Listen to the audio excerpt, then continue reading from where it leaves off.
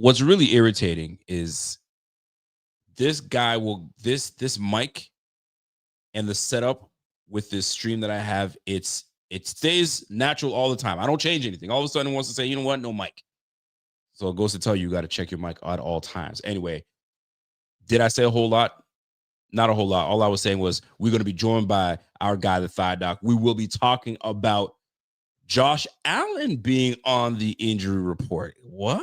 Yeah, boy. That man showed up on the injury report, but I mean, do you blame him? That brother was sacked 8 times. That brother was sacked 8 times. He was like, yo, I need 6 guys in protection. I need 7 guys in protection. They said, nah, bro, you getting 5. You getting 5 and you going to deal with it. Make it enough. I'm just kidding. But I'm not, because he is on the injury report and he is hurt. And you saw him get chased down like a dog by Will Anderson. And Will Anderson was like, bro, I know about you. We take a whiff on you the first time. We got to get back up on our feet and come after you the second time. We got to be relentless. We got to take the smell of Josh. It's like D'Amico Ryan must have said, yo, smell that? You smell him? Find him, bring him down, and don't stop. And here we are, right? Josh on the injury report, which sucks, but that boy tough as nails.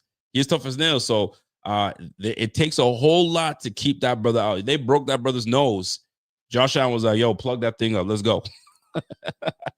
You feel me? So he's as tough as they come, man. Last year, lands on his wrist. That brother was probably dealing with a broken wrist his whole time, right? Play through that thing. It'll heal on its own. They don't make guys like Josh every day. They don't. That boy built different. He built different. And that's why it's really tough to see us have such success the last 5 years in terms of winning the division. That's cool. Recently getting the MVP. That's cool. You know what I'm saying? Pro Bowler. That's cool. But the ultimate award that he wants and all of the city of Buffalo wants is that damn Lombardi brought back to Western New York, brought back to Orchard Park, brought back to Buffalo. You feel me? And we're not there yet. We're not there yet. And it seems like we're far away from that. It feels like we've been there. The closest we're ever going to get is the AFC Championship. We've been to 2 now. And we're just knocking on the door, but we're not there. The first time we made it to the AFC Championship, we just weren't ready. We weren't ready, but it was promising because we had a young quarterback. We had an up-and-coming receiver. That tandem was going to work out well. We had a defensive-minded coach. The Bills are on the rise at that time. Weren't we looking good? Didn't it feel like we had the pieces to really go through the whole thing and win the whole thing? And fast forward to today, Josh is only older. The opportunities are slipping away. Teams are getting better. The Patriots are back on top in the AFC East. It's like a nightmare. It's like a nightmare. But we're here. We're going to talk about some injuries. My guy is he's getting ready. He's just loading up his laptop or his computer. So when he comes on, he'll be on in just a little moment. But let's talk about something that took place today. I mean, I went on a mini vent session last night, not knowing, well, somewhat knowing what was going to come our way. And it turns out that the Buffalo Bills released Elijah Moore today. I mean, they informed him that he was going to be released. I'm sure he made it very clear. Whenever somebody swipes everything off their social media, you know what's coming. And in my opinion, they wasted that brother's time. They absolutely wasted that brother's time, man. You had an ability to use that guy to do what you can. I get it. You see him in practice every day, all that good stuff, but they couldn't find a place for him. They couldn't find something where they could use his talents. And they said, no, you know what? You're out of here, Curtis Samuel. We're gonna bring you in, and Brandon Cooks. We're gonna bring you in. We're gonna wrap this up. Let's go. A lot of Bills fans are not happy about that news. Now, is it? Some might say, well, if he was good enough, there wouldn't have been an issue. He would have been able to play and get some playing time and been a difference maker. He just wasn't good enough. I disagree with that. I think that he would have been better suited in the role. Give all the reps that you would have given to Curtis Samuel, give that to Elijah Moore, and find a way to use him. But they never did. They never did. So we'll continue to do what we do, which is, you know what I mean? You guys get it. I don't want to repeat myself from last night, but you guys catch the drift. You guys catch the drift. So hopefully something will change. Something will come from this. Maybe the addition of Brandon Cooks will spark something, some life into this receiver room, right? Now we have a veteran presence in this receiver room and not a guy that's been around 5 years, 6 years, not even. I'm talking about a guy that's been over in this game 10 years. He's got a decade in. So hopefully that sparks something, that gives a little something in that room, and we go from there. So we shall see. So as we wait for my man's the thigh doctor come through, I do want to share something real quick with y'all. We're gonna take a little look at the injury report and who is on that list. A plethora of guys on that list, but you know how that goes. The list continues to grow. It's absolutely gross. So give me 1 sec. My man said I sent him the wrong link. So maybe I did, maybe I did not. We're about to find out. You guys hang tight while I send my guy the proper link, and then we'll get it cracking here. So give me a moment here while I see my man's and send him the right link here. All right, here we go. Let me send that to you, my G. Sent. And don't tell me it didn't work, because I know it did. And then we'll be joined later on, by the way, by my guy Carl Jones. So Carl Jones will be joining us as well. I'm going to send them that and get it cracking, and then we'll go from there. So that being said, folks, let us get this thing on the road. My guy just joined me. He's ready to go. Give me the thumbs up when you're ready, brother. Oh, yeah, he gave me the thumbs up. He's actually on fire. So, yo, I want you to keep that fire. Keep that fire. We're going to get it cracking. And I do want to get your thoughts on some of the things that have been going on, not injury related, because I want your thoughts on that. So, ladies and gentlemen, without further ado, you guys know what it is. It's a thigh doc time.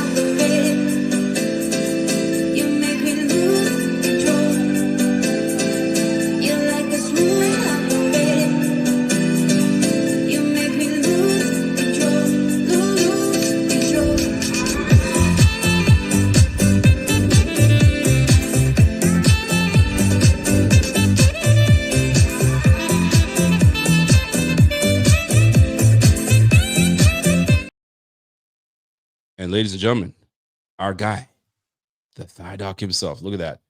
Look at that. Squatting. Listen, 200 pounds of squatting all day. That's what's going to get you. It's going to get you that, right? Nah, I can't do that to you. That's 500. Yeah. That's 500. 500. Easy. I see you, kid. What's going on? 500. What's going on, boss? What's up? I'm doing good. I'm on fire for this. I need you to be on fire for this. I need us to go through this injury report. And the hottest name on that list is you know who. 17 himself. Josh Allen. Josh Allen. Hold on. Before we get into that, talk to me. What are your thoughts on him being on that list? And is this something that we should be absolutely freaked out about? No, don't be freaked out. He's got elbow bursitis. There's a good picture of him. He's got tape on his elbow, and then he's got like a multi-padded strip above over it. You could tell his elbow, the tip of his elbow, swollen. right down here. You have a bursa sac. It's puffy. Fortunately, it does not affect you. It's not painful. They got to keep the swelling down, but if it stays the way it is and he doesn't bang it again, which is going to be hard to do, it'll be fine. Now he So, did in the mhm. post practice press conference, he's like, "Yeah, I hit the funny bone," and I understand he did hit the funny bone, and he got the tingle in his hand. You could see Right, that right, right. at the very end of the game. But hitting your funny bone doesn't swell up the tip like that, and you would have padding over the ulnar nerve. He doesn't. He has it over the tip, straight over the back. So I Okay. think you're getting a little bit of mixed signal from him. Definitely, probably did hit his funny bone, but he also has elbow bursitis that he didn't really disclose in the post practice press conference. Now, there's a Mm-hmm. little more to Josh Allen. Talk to me. So that injury occurred late in the game, like on the last series. Okay. Not that wasn't the one where he was having With trouble Will with his Anderson. arm in the first half. Okay. So that one was actually scarier. Now he landed Oh, on his elbow. I got a good video on it if you I'm want to about to go scroll to your page through. right now. I'm about to Yeah, go to your page. You know what it is. So that would keep have been talking like how while I pull it up started for out Monday. everybody. Yeah, so he falls forward. Now he lands on his forearm on the ground, and now the guy lands on his back, but not over his shoulder. And you can see his shoulder pop to the back and kind of ring around it. So what that does is that puts pressure in the back of your shoulder. It can bruise some things up. In a worst case scenario, that could have damaged his labrum. Now it's his non-throwing shoulder, so not too concerned. But if you stretch that out and you put a little rip in the labrum, if he falls on his arm like that again and it does pop out, you Are got we some big referring to trouble. this here? Yeah. Now, right where it stops, right when it's at about 12 o'clock, his arm. Can you see how it's kind of jutting out the back of his shoulder? Right now, see how? Okay. Okay. Okay. So then he rolls over and he can't even lift his arm up. He like tries to. There's another video on this tweet. He kind of like lifts his arm up and it falls back to his chest. And that's when like Spencer Brown like kind of gives like the crap and walks away. Oh Yes, boy. that is the labrum. That is the posterior labrum where the arrow is going to. You'll see this commonly with offensive linemen because they constantly get pushed back on their arm, so they can get some instability. And then funny enough, people not funny, but people who get electrocuted because they kind of get shocked like this and their arms go back in their socket. They can cause some posterior instability in their shoulder that way too. Those are the two most common: offensive linemen and electrocutions. But see how the Mm, shoulder mm, just drives to the mm. back of the socket. Don't love it. I don't. Listen, he went into halftime. He didn't come out with a harness, which bodes well. But I'm not worried. It's just not throwing. I mean, if there's throwing shoulder, we're having a major problem right now. For sure. But if the way he's taken hits lately, the more he lands like that, I'm worried what's going to happen next. Is it going to sublux? Is it going to pop out and back in? Then that's something you got to get fixed up. Can Oh, you give it some support and fix it up in the offseason? Absolutely. It's a little trickier than your normal labral because it's the posterior, but it's his non-throwing shoulder. So I don't see like well, a career and I'm issue play here. another for you. And I think this was this is Spencer Brown, so I'm not dealing with Spencer Brown at this point. But it's tough to see Josh Allen take these hits, man. 8 sacks. Yeah. I don't care what anybody tells me. It's tough. It's tough to sit here and just watch him just take hits like this. Right, come in now. He's gonna turn sideways a little bit. Those every hit counts. You're falling. You're getting hit. Your weight put on you. That's a tough son of a bee, man. I was talking about how tough he is, but my gosh, Yeah. like Now, ironically, I know you don't want to get into Spencer Brown yet, but if you want to, we'll get into that in that's just a little bit. But yeah, go on. yeah, that's 2 plays after he popped his shoulder, and you could see him Yep. just kind of get chucked there and go back and hold it again. So So more on Josh because I want to get into Spencer, but yeah, more on Josh. Now, I don't know these things, man. I've never had this injury. And you deal with people that come in with those type of injuries. How much discomfort is he going to be in from, I don't know, from what you know and what people have told you from a 1 to 10? I guess everybody's different, but like, playing the sport that he plays and doing actions that he's got to take and getting hit, and you can't avoid it. So what? Yeah. He's gonna have to deal with it, I guess. He is, and he is tough as nails. So listen, if he steps back, I'm sure he can throw without it bothering him too much. I mean, in a game of inches, if your mechanics are off a little bit, and you don't pick up that last third down, I mean, that would suck. But unless he's like landing on that shoulder, I'm not too concerned. But the odds of him landing on it is highly likely. So we'll see how that goes. Same thing goes for the elbow. You can't bang it. It's already swollen. It's a bursa sac. It's not like your normal bruise. Everyone's got these think of it as like a little disc, right? A little jelly disc, and when it gets compacted, it blows up. It gets inflamed. It's called bursitis. And the more you hit it, the bigger it gets. The trickiest thing about bursitis is sometimes they get infected, and that would suck as well. So, you have to go on antibiotics and stuff. I don't know if that would shut them down for a week, but you can see. So I don't know if you could zoom in, but you could tell the pad. Let me see if I can. Yeah. So the side of his elbow that's facing us. No, it doesn't let me. That's okay. That's good enough. The side of the elbow where you see some bulging, that's inflammation. And that is where the ulnar nerve is. This is what we're talking about right here? Yeah. Yep. Right there. And the ulnar nerve kind of comes down there like a J, it goes down to his arm.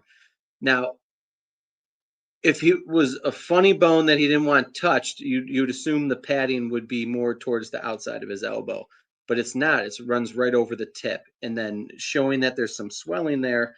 That's what concluded me to assume that he's got bursitis. Now, famously, Jaden Daniels had that picture from LSU a couple years ago where his elbow looked like freaky, and he had chronic bursitis. So obviously you can play with this. You just, like I said, it's fresh. You don't want to bang it up more than it already is. You can't fall back on it again. You're obviously trying to avoid that. Highly unlikely that it's not. It is highly unlikely. So you're just going to, I don't know, put some padding underneath that thing. And maybe this is enough padding. Maybe you put a little bit more, maybe a brace over top of it. Dude, not good. No. Not good. No, man. Especially at a time where it's this is must-win territory.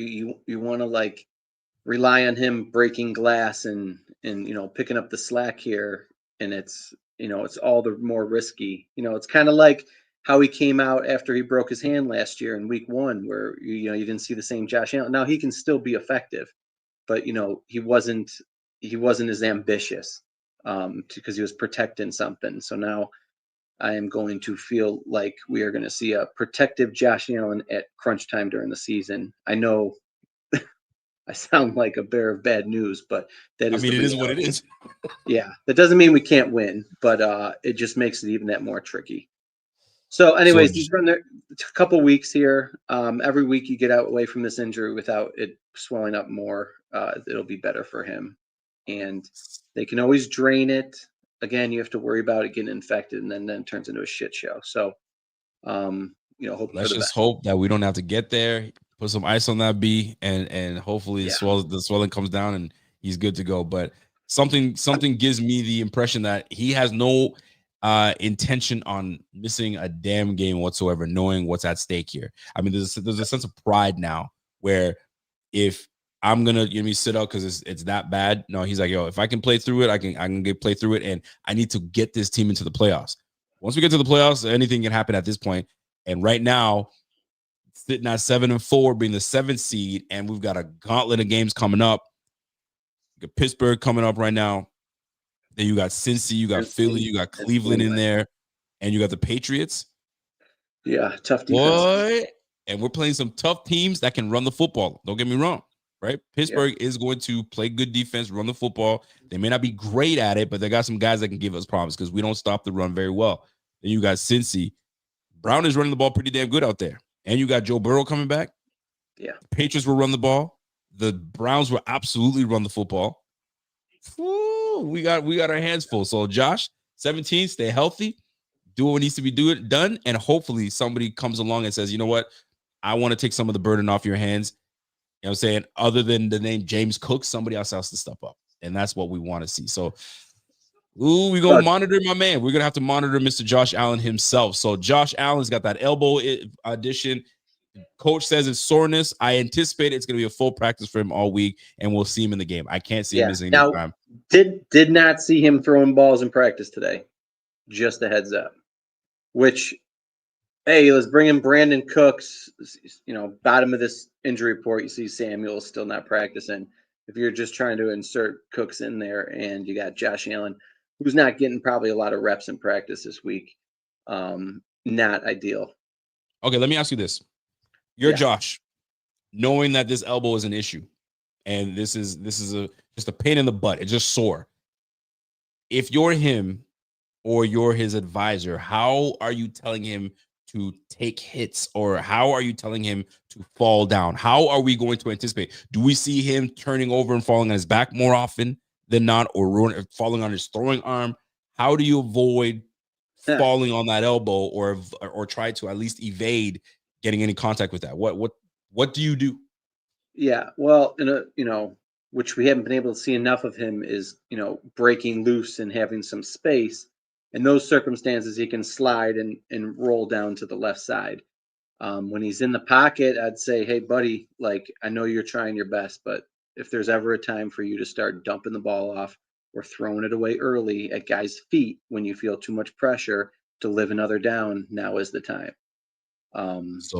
But listen, if he's going down on the right side and he's thinking about, I can't hit the tip of my elbow, you know what he's going to do? He's going to fall on his right shoulder, which is not ideal either. So tough situation, guys. But let's see how it plays out. I don't want to freak everybody out, but I'm definitely nervous for him. So take it for what you I think we're all nervous, but at the same time, something gives me confidence that he's going to do what needs to be done at the end of the day. Yeah. But man, it goes to tell you, one little freak injury away, or one awful bang, or you said a bursitis bursting or swelling up or infection, buddy, it's not good. So hopefully the medical staff and the staff that we have, corral that brother well, and we can get him to fight through for the rest of the season. Now, something like this, let's just say no contact, and you just let it rest. How long does it take to just heal up and you're back to 100%?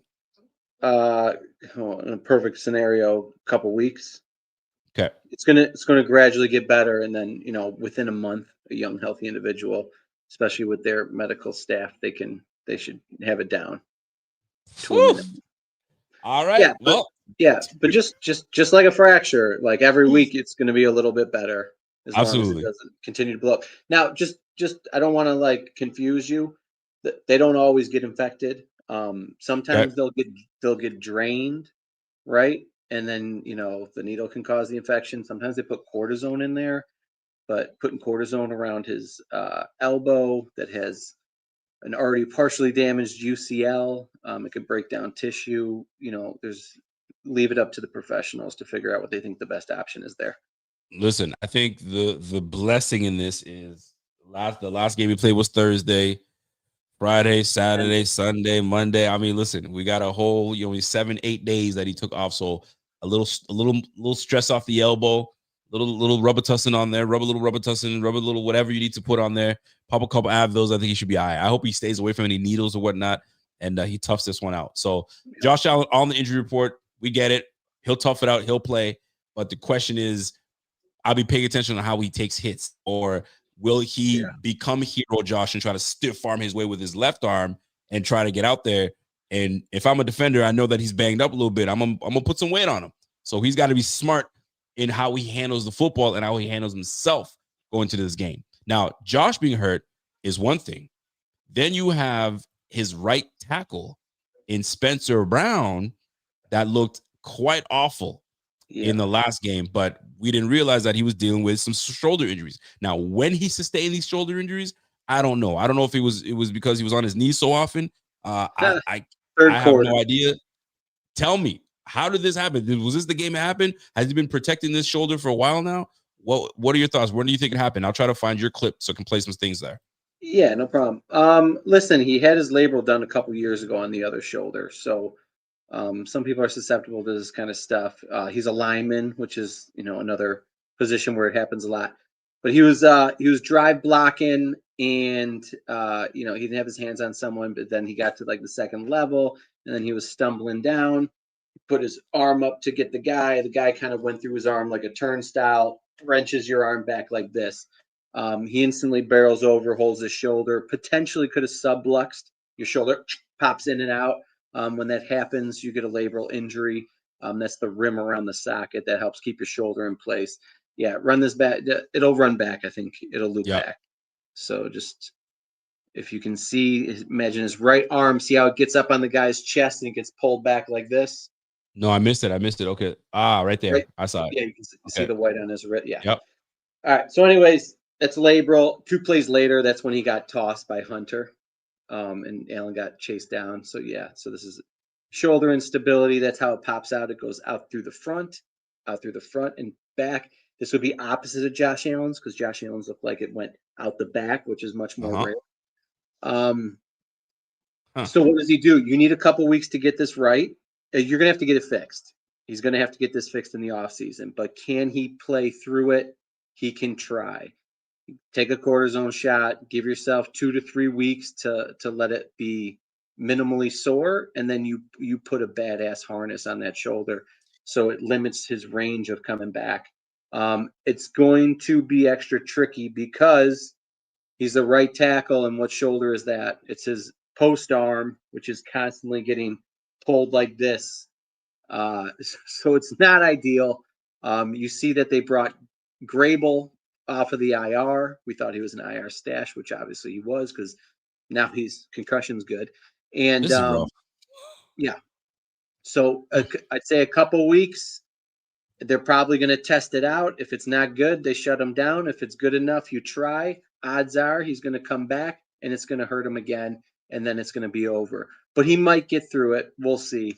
Like to be optimistic. A lot of guys do play through this stuff throughout the season.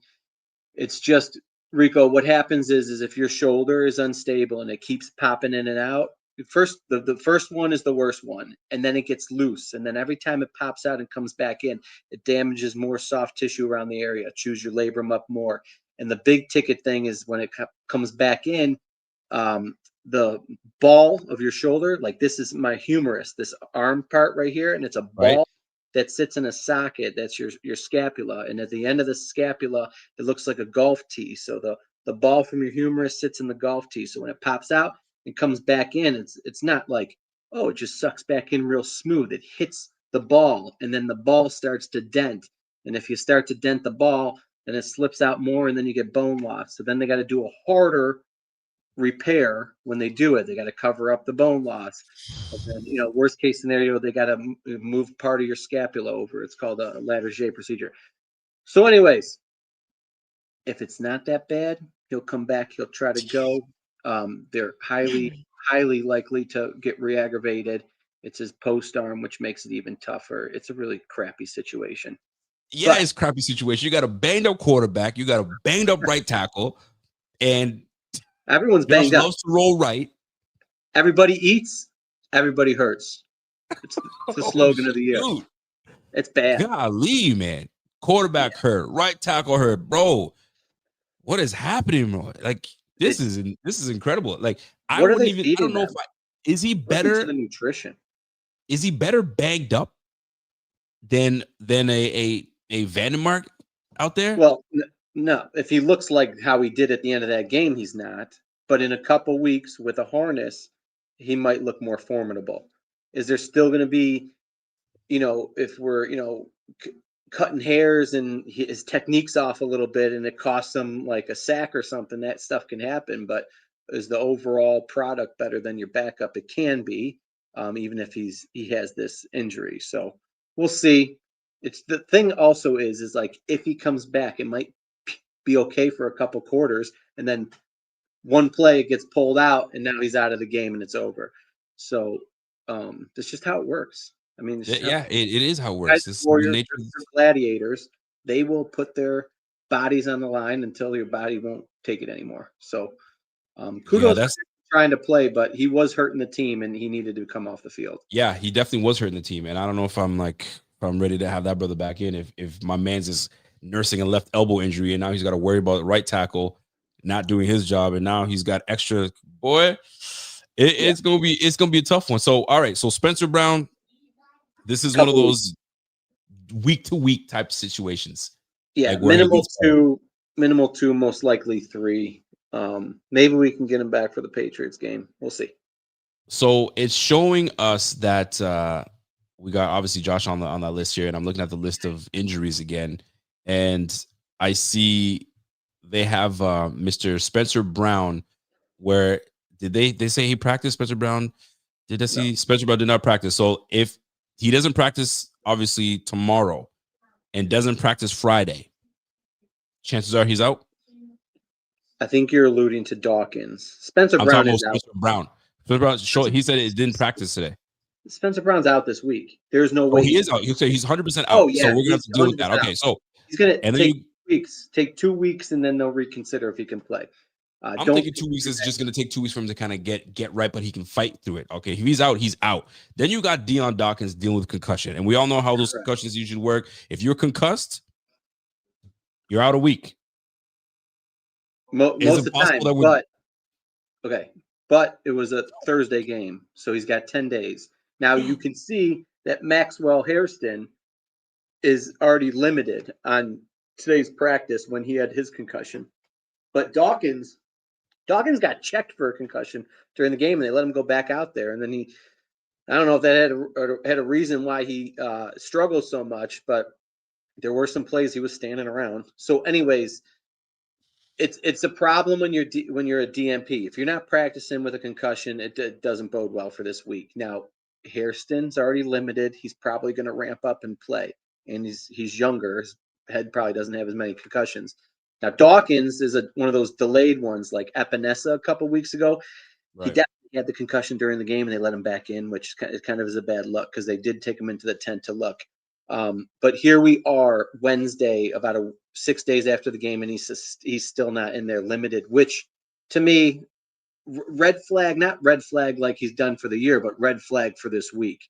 Definitely could see him coming back next week, but we have to see him practice tomorrow. So he's on track. If he's a DMP tomorrow, it's done. We're playing backup tackles on both sides on Sunday. Oh my God. Yeah. So hold your breath. Wowzers. Don't want to get all you. Right. Jeez, Louise. And Allen's banged up. This is like, it's actually comical. But imagine how good of a story this will be if we pull through. I mean, it will be quite the Buffalo, the gritty, starting to get doubted.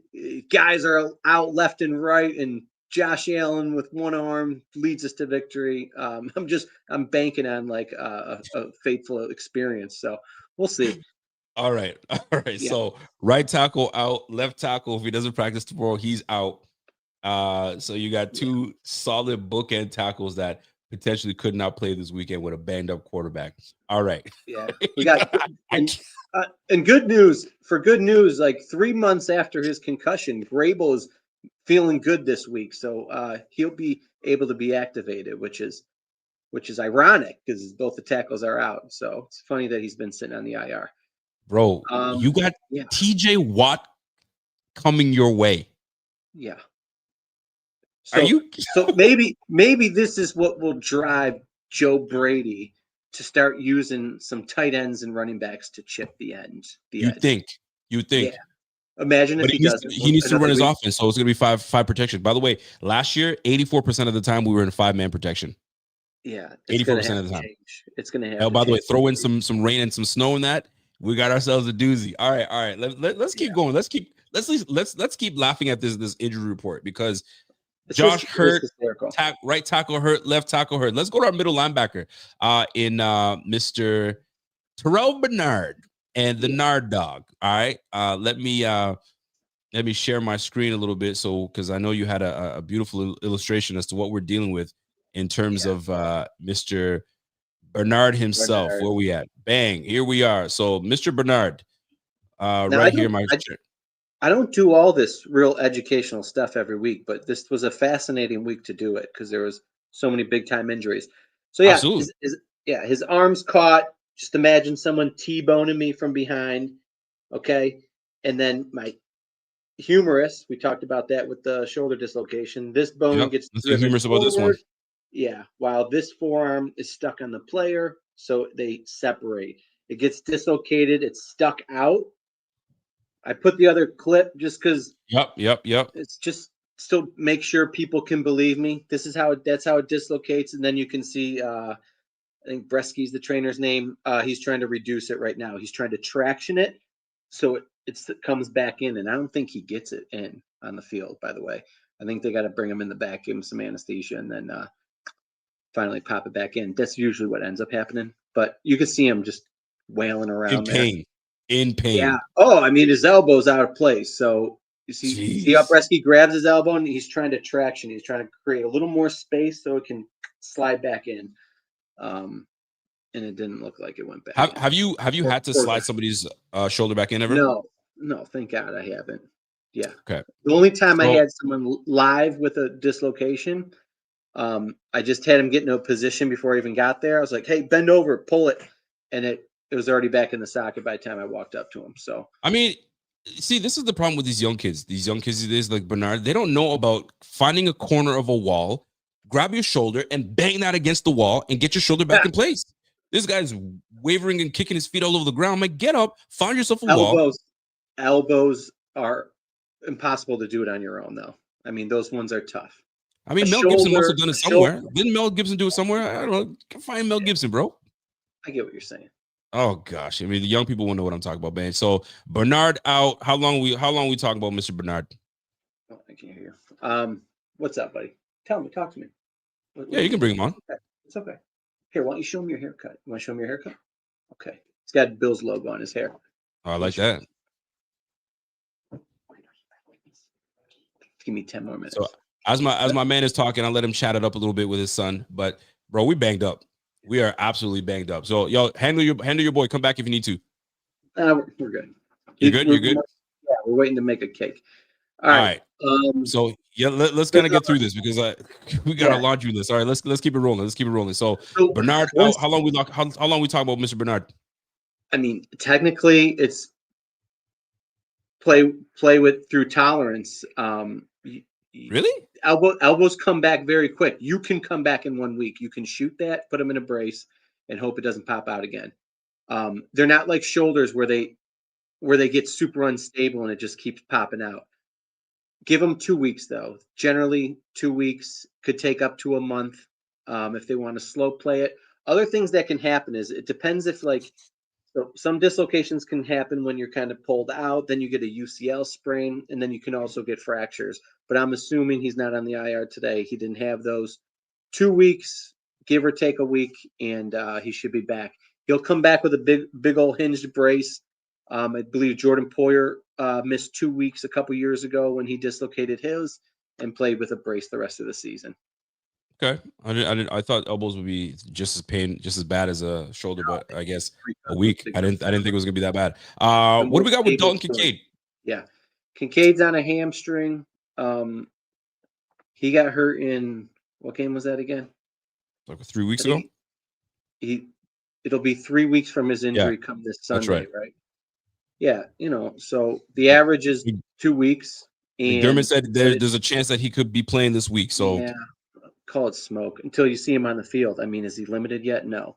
So if he is a limited participant tomorrow, we got a chance. If he's a DNP tomorrow, there's no way they're gonna trot him out for a walkthrough on Friday and play him. So I would look for him more for next week. That would be 4 weeks recovered.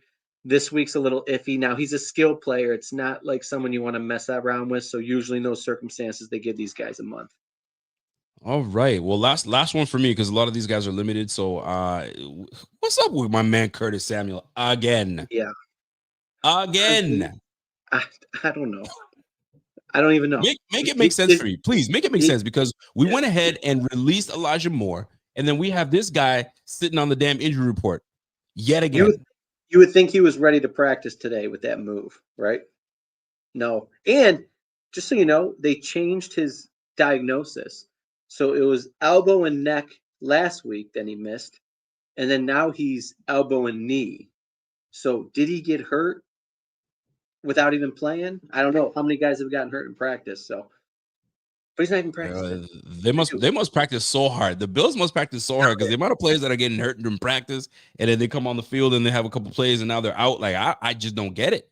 All right, so Curtis Samuel did not practice. I'll put it on. I mean, I really don't want to tarnish anybody in my profession because I do also do strength and conditioning, but I mean, they promoted the assistant when they took Shiano out last year. I think you're going to have to clean house in there. And there's no question. This is disgusting. I mean, the groins, the practice injuries, the calves from a couple years ago, calves this year. Kincaid aren't you supposed to be treating him like your precious thing and making sure he's completely resilient? And then he's looking like a string bean, running around with 2 knee braces in the offseason, and now he's been hurt twice since the season started. Do something.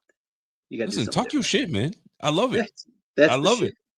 Yeah. Listen, and this is what has to happen, man. Like, there's something that has to take place with this. There's too many, and now you're making coach is making himself look bad, but like you got the whole staff looking crazy because now we're picking up guys like Shaq Lawson back off the street.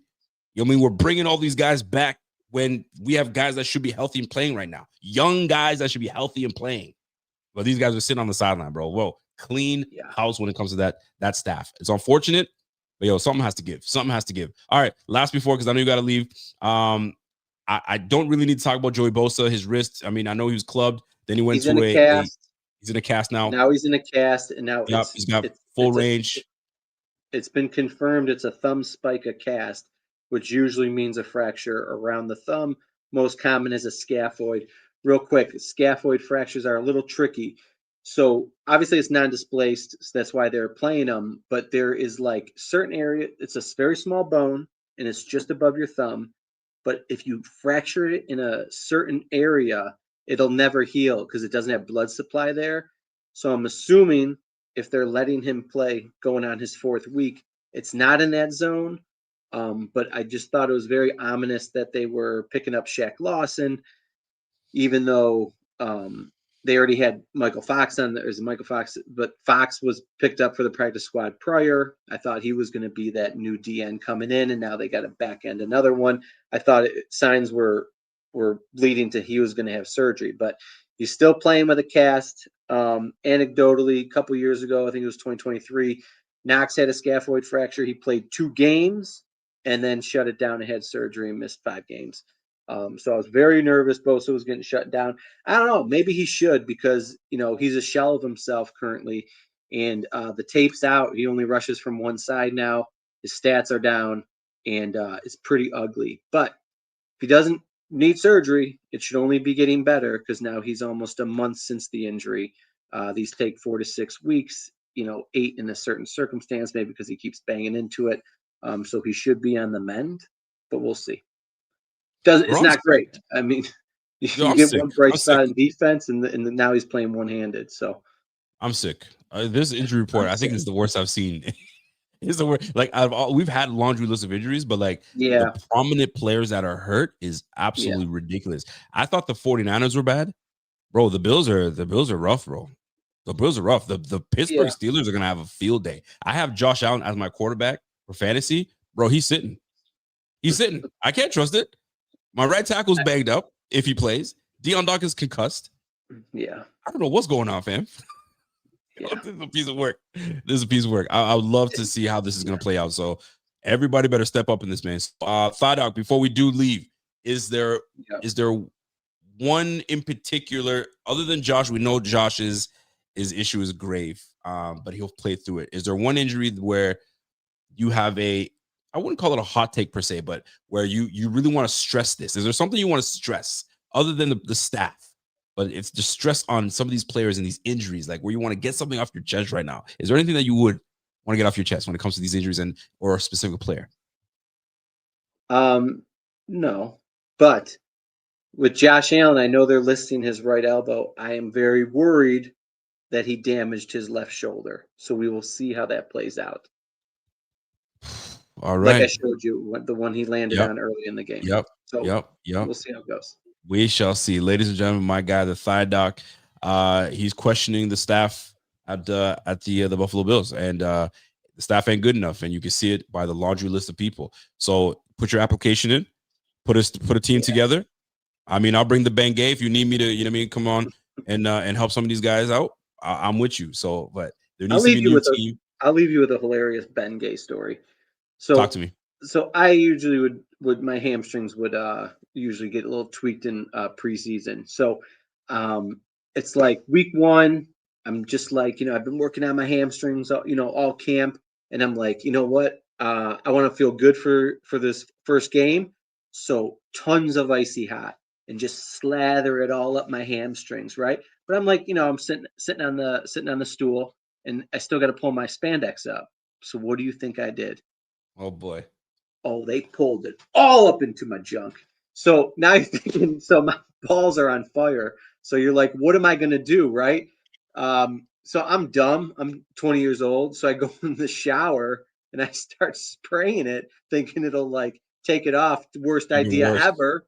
Spread it everywhere. Now it's in my butt cheeks. And Yeah, you got it all. I just like patted everything with like paper towels until it like calmed down. Took like 30 minutes. I thought I was about to play a college football game with So basically is like that how the thigh dance was? Is that how the thigh dance was created to lunge and kind of get air to kind of cool these things off? Or like, how is that? It seems that's how it got created. Right there. Maybe that's where it started. That's where it started, bro. Ben Gay. It's the Ben Gay story. The Ben Gay. All right, ladies and gentlemen, my guy, the Thigh Doc, came through, handled it, and he gave us insight. It wasn't great. I can understand why people have beef with you, because you just come in here and just giving us terrible news, but this is news that we need nonetheless. So we're going into Pittsburgh with a banged up quarterback, a banged up right tackle, and a concussed left tackle. We are going to have fun with this one. Boy, oh boy. Ladies and gentlemen, my guy Thigh Doc, Saturday, he will have his article, thighdoc.com, where he will break down everything that we need to know. I mean, obviously we're Wednesday, Thursday, and Friday. We'll know a little bit more as to who's playing and who's not. Let's just hope we got more guys that'll be on the field than off the field. That's the only thing I can put it that way. Anything you want to drop before you leave? No, I still think the Bills are going to win, and I'll never pick against them. And if you ever see me on Twitter with a little off the color remark, it's probably a joke, so don't take it too seriously. So we signed. Did you have to explain that? It needs to be out there because there's too many people. Oh, you're weird. What is that? What's wrong with you? How could you say that? Are you kidding me? Every guy on this team is hurt. We signed a 32-year-old skill position player. So I said over under 1.5 games before he pulls a hammy. Like, how is that not funny? Like, it is funny because that's really that much in our feelings. No, that's the reality. Rico, people like me and you, we're cool. I just need people to know if they do watch this, not to take it too seriously. And this is a PSA. We talk about this often. Yeah, well, people just talk just to talk. They're probably really pleasant people. You know what I'm saying? But when they get behind that little computer screen, they talk to talk. But listen, they're probably skipping leg day. You know that. They definitely are skipping leg day, and you know it.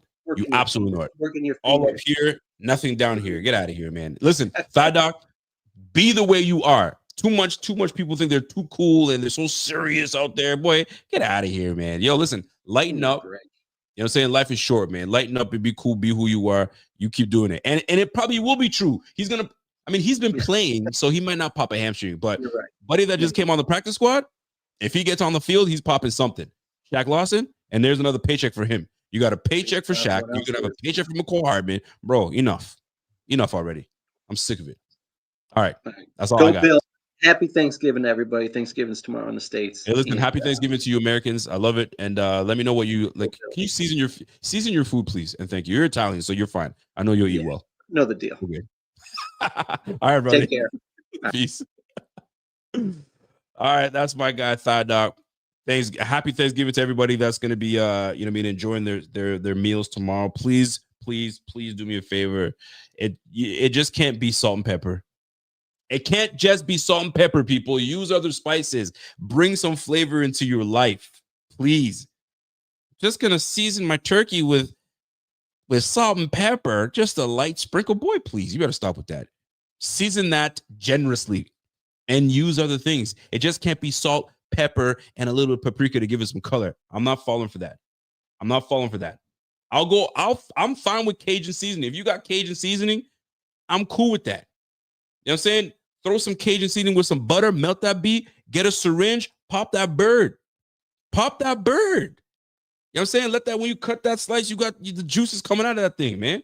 Don't be coming out with some dry ass turkey with just salt and pepper on that thing. Little mashed potatoes on the side with some green beans.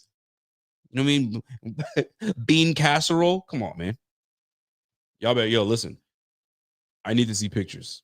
I need to see pictures of some great meals. Who's got that nice mac and cheese? You know what I'm saying? I know mac and cheese is basic as ever, but like there's some mac and cheese that look bland. There's some mac and cheese that look, that looks good. But I'm more interested in the turkey. And I know some people don't do turkey. They do ham, a honey ham. That's cool too. But what do you, is there anything you can do the honey ham? You just leave it the way it is? A mean scallop potatoes? Ooh, chef's kiss. But it can't be the scallop potatoes out of the box. If you're going to do it, you're going to do it right. You got to do it right. That's the way I look at it. All right. We will be joined soon by my guy, Carl Jones. Let me just confirm that he will be joining us because, some things do happen. And when he joins. All right. So now that my man Brent, said, my wife is cooking a turkey and ham. I'm eating that real good soul food. Hey, man. Turkey, ham. I like that. Anybody doing fried turkey? Let me tell you something. I've had fried turkey, and maybe I didn't have the proper fried turkey. But if you're gonna do fried turkey, there's got to be the right. There's the right way to do it and the wrong way to do it. And I hope that people have mastered the right way to do fried turkey, because boy, if you don't do that correctly, that thing's gonna come out dry. You're gonna have to sop that thing with gravy. I want to taste the bird. I ain't trying to just taste straight gravy. You feel me? So honey ham, you got your turkey. Some people don't do turkey; they do a big roasted chicken. I'm cool with that. Is anybody? I can't even speak English. Is anybody going to be spatchcocking that thing? Right, where you cut the spine out, flip that bird over, press that breast down, flip it back, season generously on the inside, on the outside. Please tell me one of you guys is doing that, and let me know how it goes. All right. Damn, simple. Just ham? Just a ham guy? I mean, I'm not mad at ham. I'm not mad at it. All right. My man said, Kyle Bill says, damn, Rico, all this talking about food is making me want to order a large donaire. Damn, you want to order a donaire?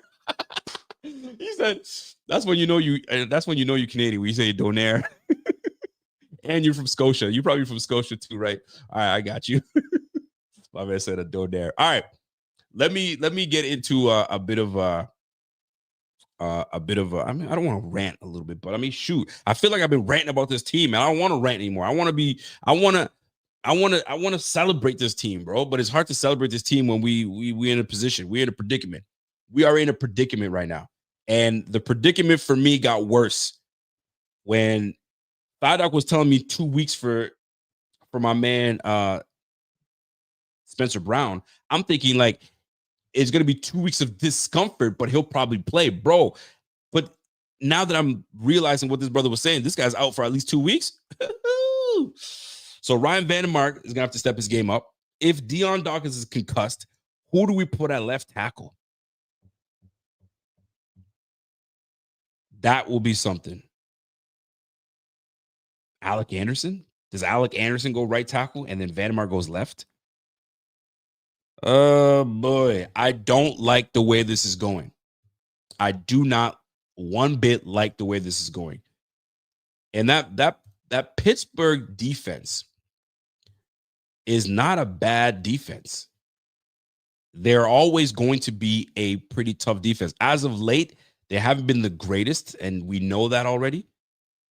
But they're not horrible. And the way things have been going for the Bills, this might be one of those times that they come in. And right now the line has changed. It's -3.5 for the Bills on the road. So this one is going to be a tough one, ladies and gentlemen. And I'm looking at this defense, and all I can think of is TJ Watt being an absolute menace and them smelling blood. They saw exactly what Houston Texans did to us. They saw exactly what the Atlanta Falcons did to us. You don't think they're going to take a page out of that book?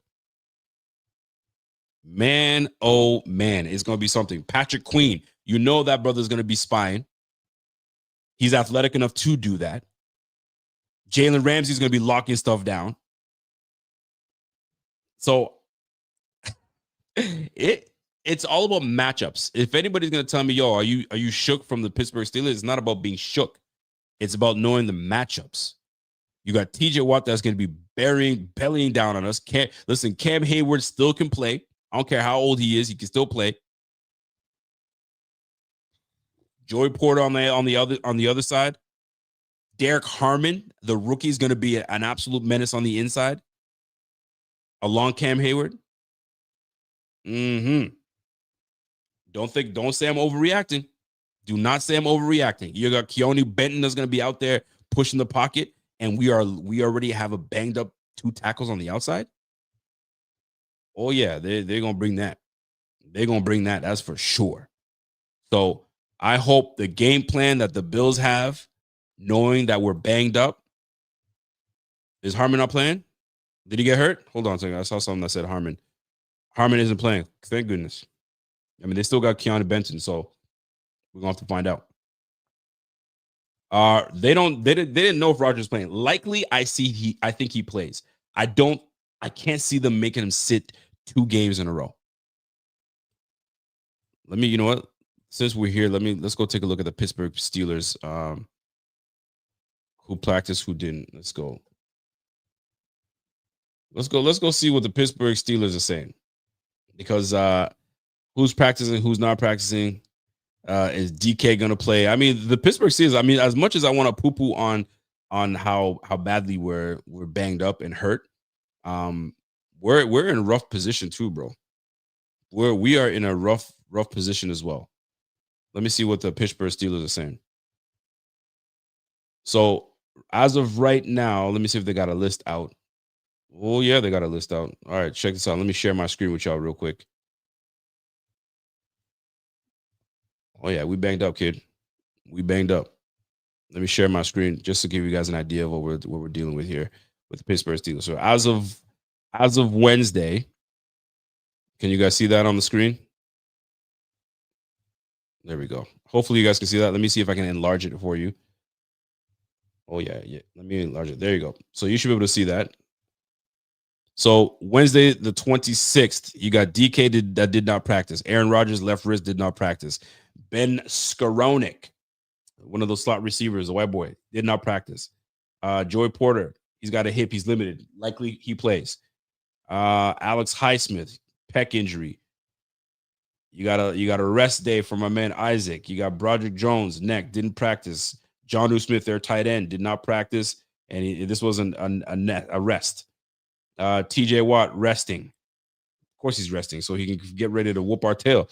Cameron Hayward, he's limited, and then you got Derek Harmon. He didn't practice. He's got a knee.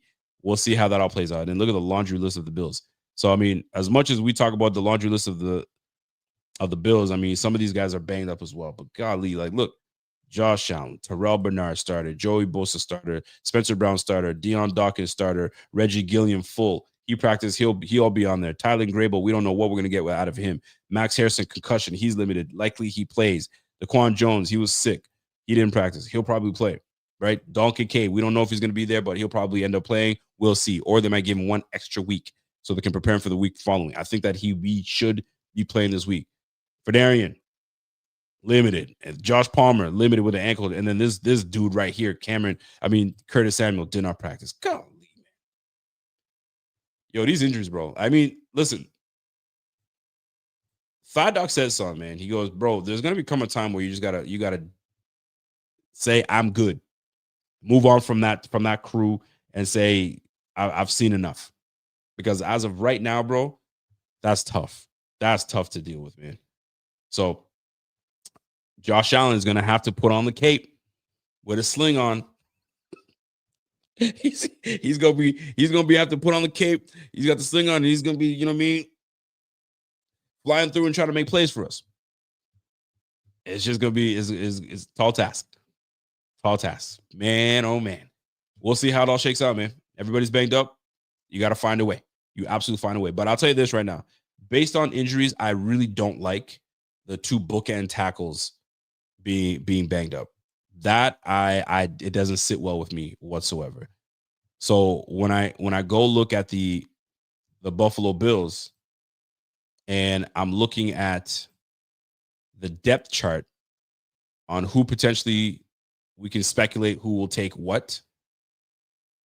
This is where I'm gonna I need to see this for myself. I'm gonna share my screen for you guys so you guys can see what I see.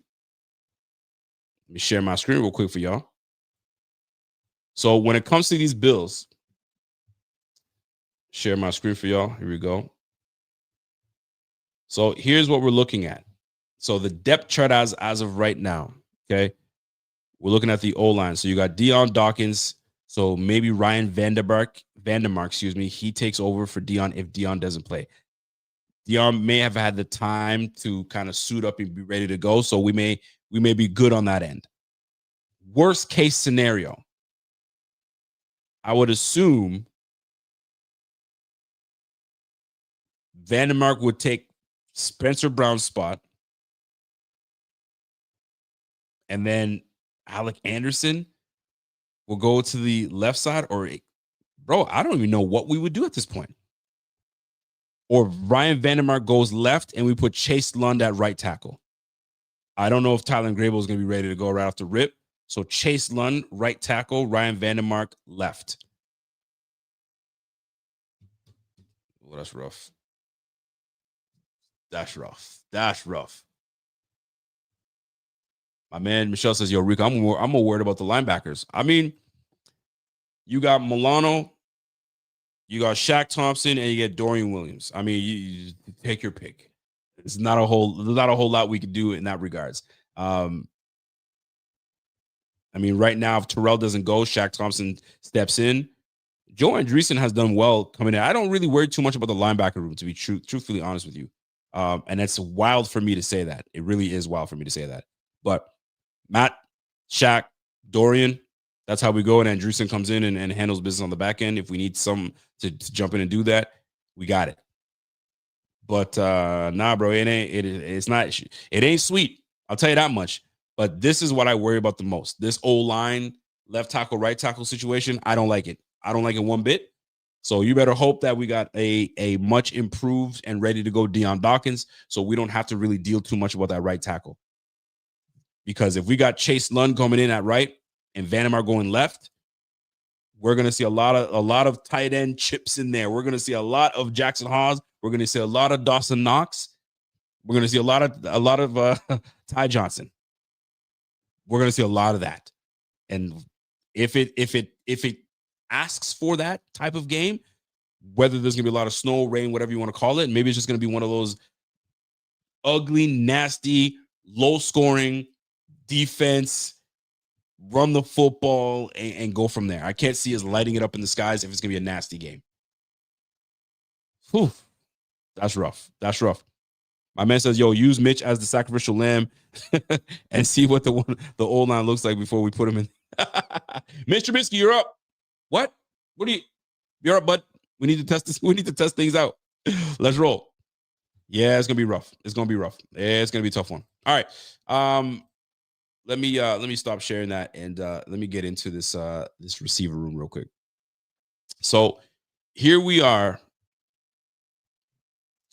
a day after last night's stream, and the Bills made a decision. And I'm genuinely curious as to how the Bills came to the conclusion of letting Elijah Moore go.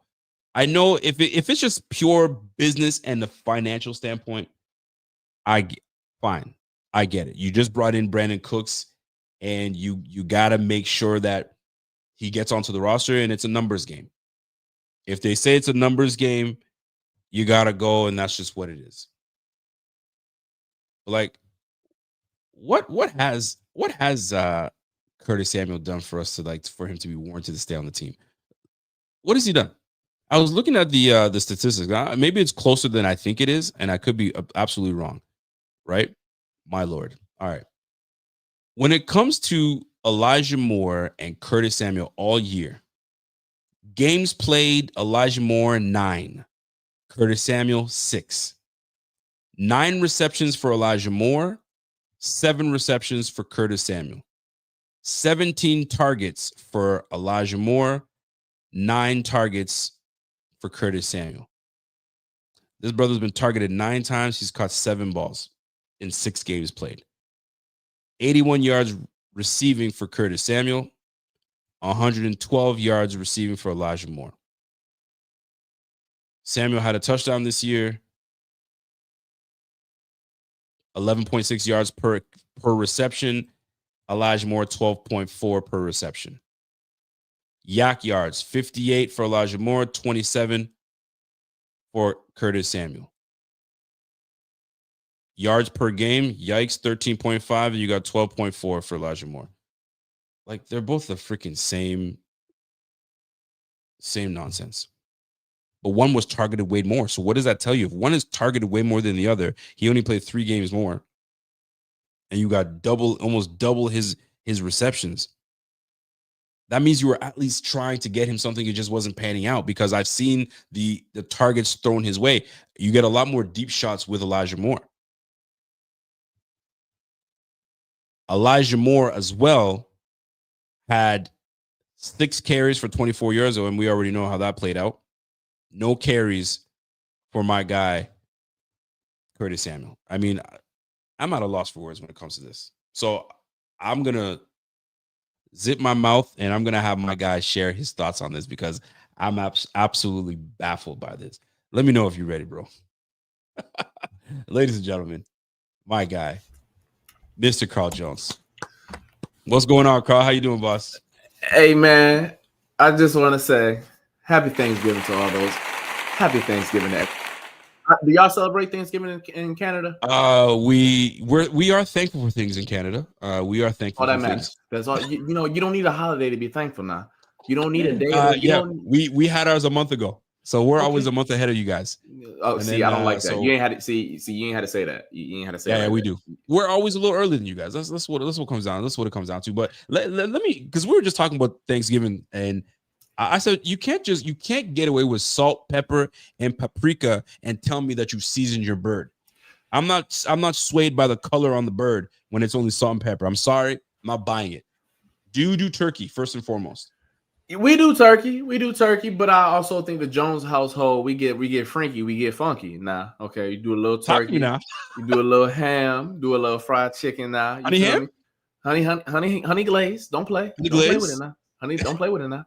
With a little fried chicken too. We get a little freaky, get a little funky, get a little spicy. I like it. On Thanksgiving. I like it. Variety. Okay, what's your plate look like? Are you do you come back for a second, or do you one plate? I'm good. I'm done. One plate. I'm straight. First off, it's my Super Bowl tomorrow. I'm locked in. I'm not eating tonight. I'm locked in, baby. Oh, that's clear my eyes, guy. full hearts, can't lose. Y'all want to know the plate? Here we go. Without talking to Mama Jones, the ideal Jones plate tomorrow is going to be right in between. Well, y'all know I'm a black household, so it's going to be late. Let's go. It's going to be late, about 6 o'clock. But what's going to be is that's pretty early, but keep going. We're gonna go probably. Well, see, that's what they say it's 6, so it's really gonna be about halftime of that. Yeah, you're right. You're right. It's gonna be, we're gonna get that honey ham with about 3 pieces of that fried chicken. Okay. Boom. I'll get, just to help moms. I'll get a piece of the turkey just for whatever. But it's whatever. But then it's the size, though. That's really the Super Bowl. The mac and cheese and the yams. They gotta make love. They gotta touch each other on the plate. Oh, you got them together? Okay. We got them together. Like then the collard greens. Gotta have the cornbread. Gotta have the fried corn. And then what else we got? If we got the black eyed peas, it depends on how grandma feeling. She's still with us, so she still get down. Full plate. You already had a full plate right now. That's a full plate. It's my Super Bowl, baby. I ain't playing now. I like it. That's a full plate. Yo, the itis is gonna hit you soon after, boy. Oh, I like it. But listen, it's my Super Bowl. I compete. I fight. That Bengals Ravens game at 8 o'clock. I'll be there. I'll be competing. Believe that. Which game are you looking forward to? I think all 3 will be fun. I think obviously probably the Chiefs Cowboys game is going to be have the most eyeballs. I honestly think that game could break the regular season viewership record because it's the Cowboys for one. And see, no, Rev, this is not the 60s now. Keep that. When Rev said no, the chitlins, I said, what? not them chitlins now. Keep that stank chitlins out my house. Rev, My man said the chitlins. Rev, you sound like a great guy. Keep that out the house. If you're going to cook them chitlins, cook them in the garage and eat them on the patio. Do not bring them in the house now. And here's the thing, my man Rev, he gets in the kitchen, he cooks now. Like that boy knows what he's talking about. So I don't trust him. You feel me? Yep. You take it. Listen, if not eating chitlins takes my black card, brother, take it. I don't care. No, I like my house smelling somewhat decent. Listen, let me tell you, cooking chitlins, boy, open every window. You can't. I mean, shoot. If you have respect for everybody, you take that thing outside. You got to do something with that outside. Don't bring it in. If you get that auntie from the ham hocks ready. Ham hocks, yeah. I mean, listen, you get that one auntie who don't care about nobody. She gonna cook it right, and she don't care. She don't care. I love it. I love it. Listen, in a Caribbean household, bro, when you said 6 o'clock, 6 o'clock is when they tell you come through, and by the time you get there, they're just getting some stuff ready. Are you kidding me? We're not eating by like 8, 9 o'clock. Come on, fam. We can't do that. We can't. So basically, you're not eating until Joe Burrow and Lamar Jackson in the second quarter. That's pretty much it. That's pretty much it. So whenever we go to my mom's house, like that's what it is. So thank goodness, you know what I'm saying? I've got a little bit of like, you know what I mean? Let me eat a little earlier. Let me just enjoy the rest of the night instead of me eating at that time. God, you got to clean up and all that stuff. I get you. All right. So let's talk football, man. Yep. I didn't have an opportunity to last week ask you about a certain receiver. And I didn't get your take, and I was so mad at myself because I didn't see the message. I was like, we missed that opportunity, but the opportunity is here now. And then we're going to talk about this past game, what you observed. I mean, I've spoken at length at it, but people want to hear what Carl Jones got to say and what Carl Jones has observed and what he took away from that. So let's get right into it. Number one, out the way. Let's get this out the way. Keon Coleman, 2 games missed.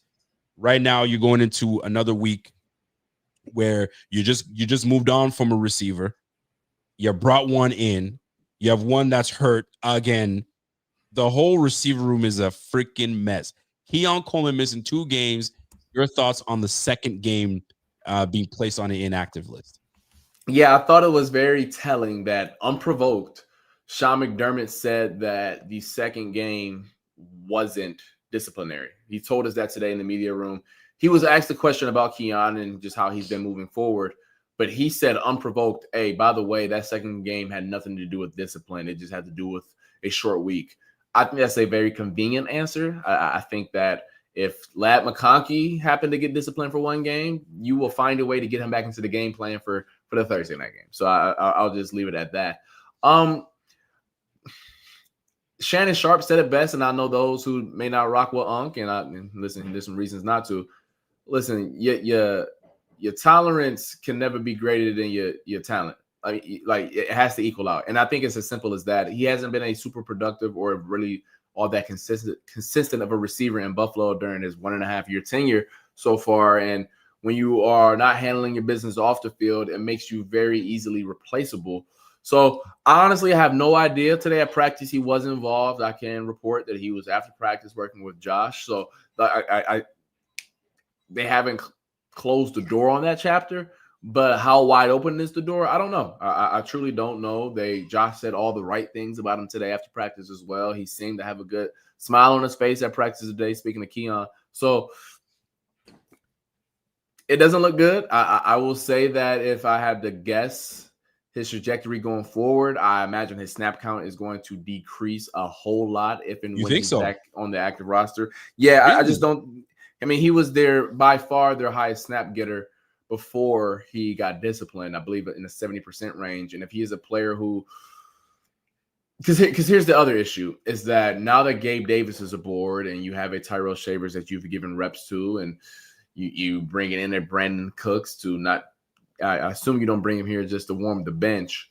Where does that leave Keon in the hierarchy of being the unquestioned number one snap getter? He was out snapping Khalil Shakir. I think people fail to realize that. Like Keon Coleman was given the entire, it wasn't like Keon Coleman was given the keys to like a Ford Explorer. No disrespect to my people who drive in a Ford Explorer. They was giving him the keys to the Lambo. You getting all the snaps in the run and passing game, make something shake. and for whatever reason it wasn't working out, you can put that on Brady, Josh, or Keon, however the case may be. But the numbers don't lie; he didn't produce. So I wouldn't expect a whole lot of him going forward. That's just my opinion. I didn't expect you to say that, man. I thought it goes right back to normal. Listen, you learned your lesson. Now prove to me what you got. Right now, maybe they're looking at it as no, you got to earn your way back to that respect, and I get that too. But we don't. Last time I looked, we don't have the people to like. Who am I out earning exactly? Curtis Samuel, Khalil Shakir, Chambers. Give me a break. Give me a break. It's all BS to me. Put that brother on the field and find ways to make him valuable to you. Find ways. You can't tell me there's only two ways that he's valuable to you: a damn slant route and a damn back shoulder pass. Come on, fam. Like, don't listen. Stop playing in my face. That's the best way I can look at it. Stop playing in my face. That's the way I look at it. But I digress. We're gonna find out a lot more come time to play the Pittsburgh Steelers. Let's go back to the Houston game. I know you saw it. We all saw it. The O-line did not look good. They were beat up. And then Coach DeMeco Ryans comes out and says, in a nutshell, I can't believe they let us go one-on-one with these boys. And they never made a damn adjustment. We say, yo, send the dogs. If they're not going to adjust, send the dogs. And that's exactly what they did. 8 sacks for 70 yards lost. What is your take? And what's your interpretation of what DeMeco Ryans was saying in that clip? Yeah, so I think that was a very loaded answer from DeMeco. I don't think inherently he was trying to diss Joe Brady, Sean McDermott, and the Bills. Stop the cap. No. Hear me out here. I think what he was saying was, I am genuinely shocked because we haven't played a team this year that was willing to put their guys on islands like that. Now, having said that, there are teams, the Eagles are like this, the Denver Broncos are like this, where they feel as if we are much better than your guys up front, and we are willing to go toe-to-toe with you guys. The difference is it was clear as day from the first snap of the game that the Bills couldn't block those guys up front. And I think that's the difference, is that the Bills weren't willing to pivot. They were stubborn. They didn't want to – their ego was too big, whatever word you want to use. And I think that most teams in the National Football League are willing to cut their losses and say, you know what, swallow our pride. Let's give these boys some help. And I think that – listen, and I said this comparison the other day on TV, and I'll share it for you guys. I've been in rooms where you're very prideful and you tell coach, no, I don't need help. I don't need safety help. I got it. I know the first rep ain't go good. Trust me, coach. And coach be like, nah, bro, swallow your pride. Do what's best for the team. I'm not about to sit up here and say that two super competitive players in Dion, Dawkins, and Spencer Brown didn't say, nah, coach, I know he beat me a couple times. Trust me, because if I win my 111, it helps everyone else out. I'm not saying that's what happened, but this isn't an easy as like, nah, like, So now, having said that, though, as the coach, is on you to overrule your players in that scenario and give them some help. Above all else, because of the fact that your $500 million quarterback was getting beat to pieces.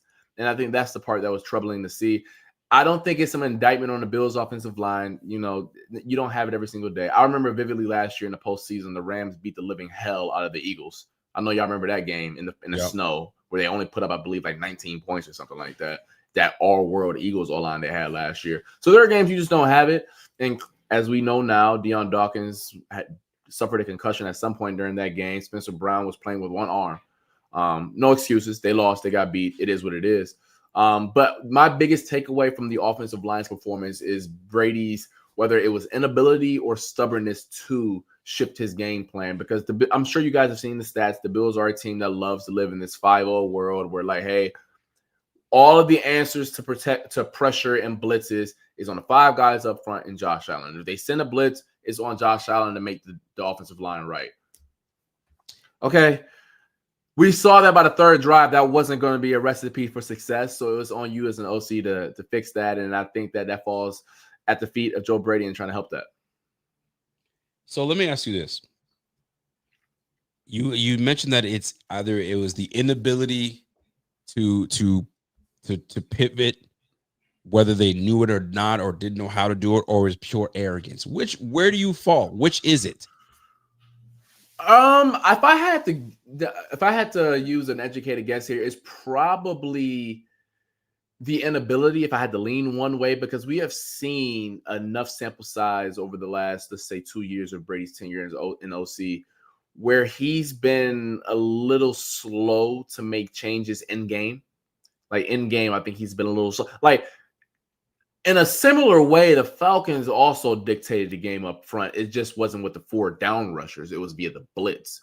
And I think that once again, Joe Brady's inability or unwillingness to pivot and keep the back end to make sure that Josh Allen wasn't getting heated up. And I think that's where sometimes us out like on the outside don't realize that like this is still the same issue. Yes, the Texans won with 4 and beat the hell out of Josh Allen. The Falcons beat the hell out of Josh Allen, but they did it via the blitz. And I think both of those situations could have been rectified if there were more help, more tight ends, more running backs in.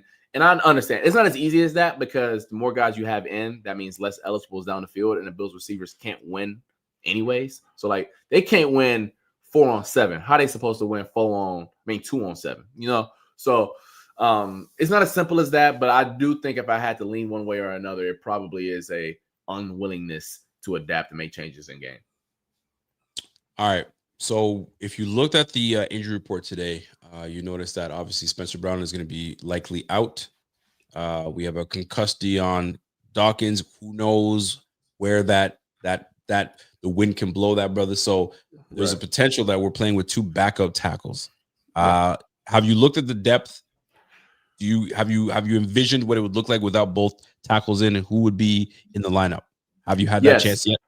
Yes. So, spoiler alert, I sat down with Ryan Vandermark today for a one-on-one. That stuff will be my guy. You keep doing it, baby. You keep doing it. Let's go. So I sat down with Ryan Vandermark. I don't know if I'm supposed to report this, but I think it's okay. He's going to play left tackle, Ryan Vandermark. He played right tackle. He came in for Spencer. And then because I don't know if I'm supposed to report that, I'm not going to say who's going to play right tackle, but RVD will be at left tackle, barring Dion not clearing concussion protocol. So yes, who's gonna play right? A Bills offensive lineman. But there are a bunch of names in there, whether that's Alec Anderson, a Chase Lund, Tylen Grable has just been activated. So I can tell you RVD will be at left. I sat down with him. He had a great conversation. He said he's ready for the battle. He understands that, you know, when he got put into the fire against the Texans, it didn't go well, but he watched the film and he's ready to go up against the Steelers. Are weird. He won't face TJ Watt because TJ Watt exclusively rushes from the right tackle position. So whoever lines up there will be, I wish I'll tell you off air, but that player will be the player who has to face TJ Watt. RBD will face Nick Herbig and Alex Highsmith.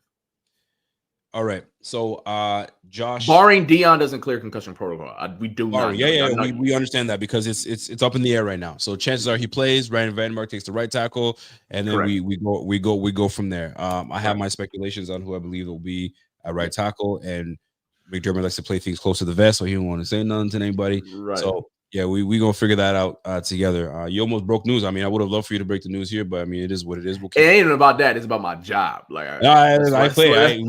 We ain't playing with your job like that. That's what I'll talk to you off air.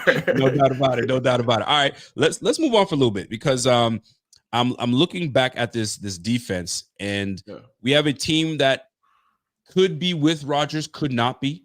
It's still up in the air. I don't think he misses 2 games, especially because they're essentially in the same position as the Bills. We can't afford to lose any more of these tight games, right? And this is a big one because they want to remain near the top of the AFC North. They've dropped down a little bit. That drops them down significantly. So knowing what you know, and obviously with the defense that we're posting out, I mean, Bernard likely out. So you're going to have probably Shaq Thompson take his spot. Bosa, I mean, we're banged up, bro. We're banged up. I don't even know if my man, the rookie, Harrison, is going to be playing, if he gets clear concussion yet. Do you see the Pittsburgh Steelers giving this Bills defense struggles? Let me break that down real quick for you. I want to talk about the injuries first with Terrell Bernard. It could be a blessing in disguise that he's out for a little bit of time here. He's been so banged up. He had a hamstring injury in training camp that I don't know if he ever recovered from. Suffered that right ankle injury against the Falcons. And actually, I can say this because he told us all right. TB admitted that he's banged up, and he's been banged up. It has been frustrating this year to battle through the injuries. He's the captain, so he's been wanting to be out there and fight.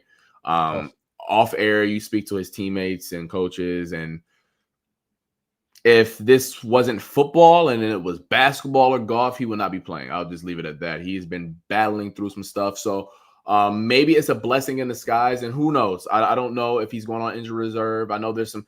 You talk to the thigh doc, and he can give you a prognosis on what he suffered and how long he'll be out. But let's just say it's 2 to 4 weeks or whatever. Yeah, that can maybe buy him some time to maybe heal up the hammy and the right ankle, because he's been moving very not like TB. Yeah. So that's I'll say that with the injuries. And Shaq Thompson has played well when he's out there, but once again, he's an older player. The soft tissue stuff has been getting him from time to time this season. In terms of this matchup on Sunday, it's fascinating because the Pittsburgh Steelers are very, like, for those who are going to play in a Turkey Bowl tomorrow, the Pittsburgh Steelers are going to look just like that. They run slants, they run flats, and go balls. None else. You ain't going to see no digs. You ain't going to see no arrow routes. You ain't going to see none funky. It's going to be, I promise you, I'm not lying to y'all. Go watch a Steelers highlight. It's going to be it's going to be that same ugly bootleg where Aaron Rodgers boot left, come right, and the tight end dragging across. It's so elementary in how they play football, and it's because Aaron Rodgers at his age don't want to get hit, so the ball got to come out quick. He ain't trying to sit back in the pocket and read guys left to right. He's trying to get that ball out quick, so he ain't trying to sit in that pocket. And not at the age of 59 or however old Aaron Rodgers is. So I think if you're the Buffalo Bills, you got to make sure that we're sitting on that. We're making sure that if the ball comes out quick, that we're making pass breakups. But the key to the game defensively will be the tackling portion of this, because I know I just dissed the Steelers in terms of their offensive infrastructure. It's hard to bring them boys to the ground now. That's one thing that is very special about this Steelers team. DK and Metcalf, we don't bring them boys to the ground too easy. All right. DK Metcalf, big boy. Darnell Washington, I know he said he 311. That boy really about 350. Jalen Warren will run like he got 12 kids, and I mean that in a respectful way, because, like, you know, when you got 12 kids, it's a lot of child support payments. Kenneth Gainwell don't go down easy. So I think they're gonna have to bring their hard hat and rally to the football. Make sure we got 2-3 hats to the ball. Not to go back to the Texans game, but the most impressive thing that I love about the Texans defense, it ain't one-on-one tackles. It's the whole hood coming to bring you down. And I think that's what the Buffalo Bills are going to have to do this weekend. You need Bishop, Poyer, and a linebacker at the ball. You need Harrison, a D lineman, and a D tackle at the ball. You're going to have to gang tackle and get population to the football on Sunday against the Steelers. Listen, you ain't lying. You ain't said a damn lie, because that boy can run. Warren can run. They haven't given Caleb the ball enough, but he's a big time back. And we're the type of defense that creates stars. We create stars. We didn't know who Sean Tucker was, or Mel Tucker, whoever that brother was, but that brother looked damn good. And we're like, who? And now you got the waiver wire going crazy. You know what I'm saying? They got the waiver wire going crazy for Mel Tucker. You feel me? So that's crazy to me. So Caleb, I think it was Caleb Williams out there for the Pittsburgh, the backup running back. Yeah, Caleb Johnson. Yeah, Caleb Johnson. Excuse me. We might make that brother. And I don't even want to say this, but he might become a star tomorrow, because you cannot practice. We cannot tackle. And you said, if you're gonna bring the cul-de-sac with you, it's not happening. I need the whole neighborhood to come through and tackle and make sure we bring these boys down, because the cul-de-sac ain't gonna do it. The cul-de-sac ain't gonna do it. That's just the way I look at it. But let me move on, because I need your perspective on this, because this is one topic that is bugging me to my core. You have a banged up quarterback, 2 banged up tackles, and your banged up quarterback needs his targets to throw the football to. Brandon Beane says, hey, forget about Jalen Waddle, baby. I got Brandon Cooks coming to the house. Yo, make this guy comfortable. Move out the way, Elijah Moore. Take your name tag with you, and that's your locker room. Let's go. Let's make it work. Make it enough. Let's go. Your thoughts when you hear 32-year-old Brandon Cooks come to the Bills, and I'm not poo-pooing on Brandon Cooks, because I thought if the Bills were going to make a trade somewhere, I knew that we didn't have the money. So that was someone that they probably could have traded for in Brandon Cooks, but we never did it. But then we ended up getting on the squad anyway. Elijah Moore out, Brandon Cooks in, Keon Coleman, we don't know what's happening, and Curtis Samuel, DNP, did not practice. The state of this receiver room. Talk to me on your thoughts. On Cooks coming through, Elijah Moore out, and then the rest of the receiver room, you don't know. Okay, I'll start with Elijah Moore here. I don't know if his dismissal was everything football related. I think that there was a report out there that, yeah, Walter, you funny. Walter's but listen, stupid. But Walter, my boy Sean Tucker, he went to that school behind me. So your boy been knowing about Sean Tucker since he was a puppy, before he had that chin hair. So I've been knowing about Sean Tucker. The Bills Mafia ain't know about, bro. I can't talk about Syracuse too loud, though, because we just lost by 70 last week. But I think Elijah Moore listen, I was a big fan of Elijah Moore. I still think that he can be a serviceable player in the league. I don't think he's great by any means, but I think he can be a player who can get you a couple catches a game. And I think that he has reportedly some frustrations about his role in Buffalo. And wouldn't you? Yeah, I feel him. But I think that's probably more of the reason why he's not here than anything else. I don't think it's a lack of production. The Brandon Cook signing, it is what it is. It's a dart in the dark. And I mean, it is what it is at this point. I tweeted it out that I have little to no expectations for Elijah Moore, and it has some to do with he is as a player at the age of 32, but also I don't think they've maximized the players on the roster anyways. So why should I think he will be maximized in any way, shape, or form? Like, I don't think Josh Palmer has been maximized to. I think Josh Palmer could be a really good wide receiver 3 in this league, but he hasn't been that in Buffalo. Maybe number 2. Yeah. I mean, if you have a really good 1, I can see Josh Palmer being a 2 for sure. Obviously, Curtis Samuel is more of an injury thing, but I think about a Mac Hollins and how he's playing much better in New England. Obviously, the Stephon Diggs thing, you don't need me to hash it out on how his numbers dropped off a cliff. So it's no disrespect to Brandon Cooks. And listen, if he becomes a player who can bring in a couple catches a game, then great. But I need proof of concept to believe that this is going to be something different than I've already seen. Hold on a second. You said some things, but I don't think you really said some things.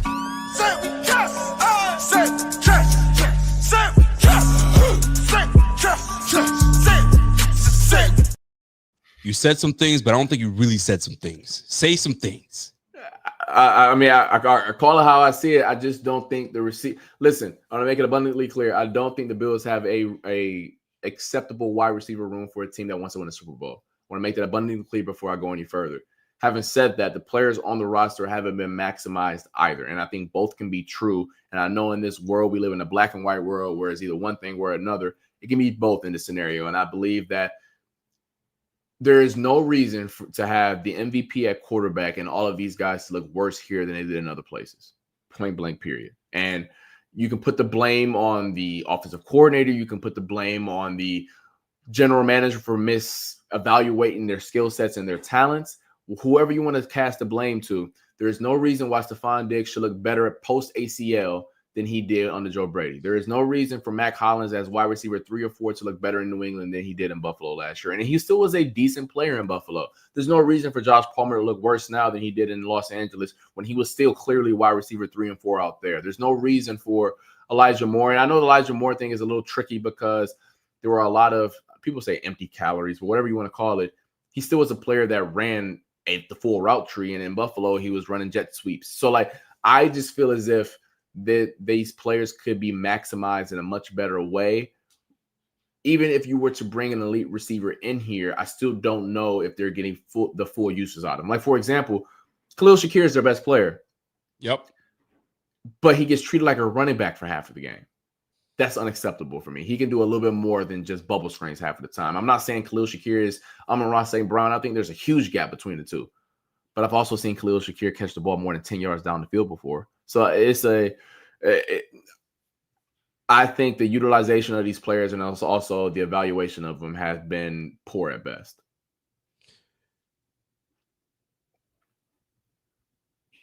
Joe Brady's a bum. Just say it. You know what I'm saying? That's enough. That's enough. I tried to be nice. I can't do no more, man. This guy has been figured out, and he doesn't know how to figure out that they figured him out. And then you have people that are enabling him, Sean McDermott, aka McGlasses, and say, yo, I stand behind my guy and I'm gonna keep running with this guy because he knows what he's doing. Bro, you had your quarterback getting beat up left, right, center. That's $330 million of pure talent sitting there getting beat up, and you don't make any type of adjustments. Shame on my man Joe Brady. And now you have an opportunity to really get things going, and then you have guys saying, yo, Brandon Cooks coming to the team is going to be cool, but I don't think it's going to make a damn difference. You got Elijah Moore saying, yo, that fit that he was wearing in that picture was bomb, but he was like, yo, I'm out of here. I'm not doing that. It kind of reminded me of the press conference when LeBron was sitting there. He's wearing the suit with the shorts, and somebody asked him a question. He picked up a suitcase and walked right out there. Bro, this is unbelievable how this guy has not been able to evolve and get this offense looking like a true offense. Josh Allen is frustrated. The receiver room has to be frustrated. If I'm a receiver in that room, I'm annoyed. I know I'm better than what the numbers are showing and what the film is showing, and I'm looking like a bum out here. So if I'm trying to get a job somewhere else next year, bro, they're gonna be like, I saw the tape, bro. What was now? If you know ball, you're gonna be like, yo, your coordinator was killing y'all, man. How does McDermott not see this? But I guess there's no other option on the team, so you got to roll with this guy. Yeah, I'll make this clear, though. I'll make this clear about you saying McDermott not seeing it. Being in those pressers and being in those rooms where we ask some questions about the offensive struggles, I'm not going to sit up here and say that he don't see it. McDermott will never put no one from on that building on blast. It's not who he is. Someone could, let me not get myself fired here. He will never put anybody on blast. I get it. But there is a tone in how he speaks that is, I think, over the last month or so, that is unlike him. It is very, for him to use the word cute twice in back-to-back weeks, that's not like he is very particular in what he says to us. He is very intelligent. He's calculated, for sure. You Definitely mean to tell me he used y'all know what the word cute mean in football. You don't say that lightly. And he used it twice with us. And listen, he told us flat out last week he has confidence in him. Like, he should tell us that. Listen, if a coach ever came out and said he's not confident in a coach and I root for that team, what the hell? So it makes sense he said that. But if you peep at the end of that quote, he says, that don't mean this is okay, though. And I think that, but it's November 26th. What can he do? That's the problem. I get it. You're right. It's November 26th. And I'm just sick. And it sucks because, like, you have a team that is ready to go. I think they do have the time. Obviously, forget about the banged up Bills, right? They're banged up, they're hurt. Right. But, like, no excuse for this offense not to be doing good things in this league. We're not a vertical team. We're all horizontal. It's just people just play in front of us, and it's not sustainable. And the downfall of this team is going to fall on, and it sucks because I like McDermott, but it's going to fall on McDermott. McDermott's falling on the sword for this bum that's on the squad right now, and it's not working. Where's Ben Slowick right now? Benjamin Slowick, the offensive coordinator that was a phenom for the Houston Texans, right? And they were like, bro, this guy's going to get a head coaching job. Where is he at right now? I'm trying to think right now. I think he's with the Miami Dolphins. He's the senior passing game coordinator. That might be right. Yeah, that might be right. Yep, Ben Slowick, right? And he was that dude. They figured him out. So Joe Brady, you've been figured out, my G.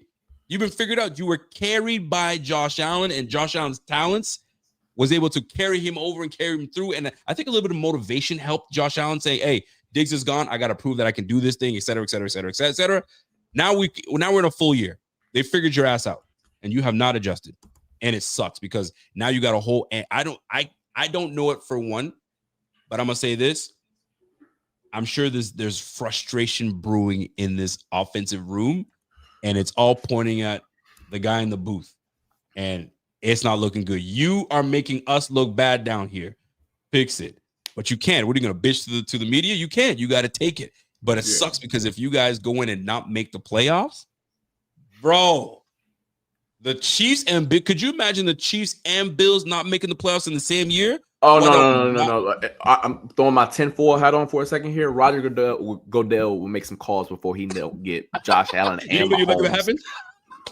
You know Big Roger now. Hold on, let me put a mic over for this one. You know Big Roger. Big Roger gonna make some shake now. Big Roger will make some shake. He ain't losing both of his cash cows now. He ain't losing both. But I hear you though. No, you're right though. I feel you. Man, it's frustrating because like it's just at the end of the day, I'm a fan. I cover the team, and when you cover the team, you start kind of, you know what I'm saying, like uncovering things, or you start, I don't know, maybe the goggles start coming off. Who knows? The fandom goggles come off, and you're really looking at it like from afar. And I try to do my very best of trying to split it down the middle. But now I'm more like, bro, this ain't good. You got a GM that's I don't know. I don't know what I have my own beefs with the GM right now, but I'm a fan of the GM. It's very tough for a Bills fan right now. I'm sure a lot of Lions fans are probably feeling this way right now. We're like, yo, we're a better team, and we're like, this is our record. You know what I'm saying? Right. There's a lot of teams that are going through this right now. The Pittsburgh Steelers are one of them. But fam, this was the year the Bills were supposed to really do it, and we're struggling. Now, there's a lot of game left.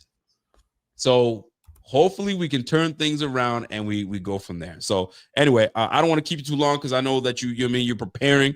You're fasting right now, so you can really take care of business tomorrow. But last little bit for me. Do you see